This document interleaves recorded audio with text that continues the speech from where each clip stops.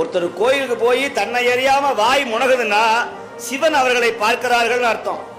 ஒருத்தருக்கு கோயில போய் போன் பேசணும்னு என்ன வந்ததுன்னா, அடுத்தவங்கள்ட்ட பேசணும்னு என்ன வந்ததுன்னா, இன்னும் அவங்க குடும்பத்துல பிரச்சனை இருக்குன்னு அர்த்தம். சிவனுடைய பார்வை கிடைக்கலன்னு அர்த்தம். கோயில வந்தா தன்னை அறியாமல் கண்களில் நீர் வரணும். கோயிலுக்கு வந்தால் உங்களுடைய மனம் சிவன்பால் செல்ல வேண்டும். கோயிலுக்குள்ள நுழைஞ்சா உங்களுடைய ஐம்பொறிகளும் ஒரே நேர்கோட்டில் இருந்தால் சிவன் உங்களை பார்த்து கொண்டிருக்கிறார் என்று அர்த்தம். இதை தயவு செய்து எல்லாரும் மறந்து விடாதீர்கள். இதை நான் சொல்லல, மணிவாசகர் சொல்லுகிறார். நம்முடைய பெருவான் கயல் மாண்ட கன்னி பங்கலினை கலந்து ஆண்டலுமே அயல் மாண்டு அருவினை சுற்றமும் ஆண்டு அவனியில் மேல் மயல் மாண்டு மற்றுள்ள வாசகமும் ஆண்டு என்னுடைய செயல் மாண்டவா பாடி தெல்லேனம் கொட்டாமோ என்று சொல்லுகிறார். பூசுவதும் வெண்ணீரு பூண்பதும் பொங்கரவும் பேசுவதும் திருவாய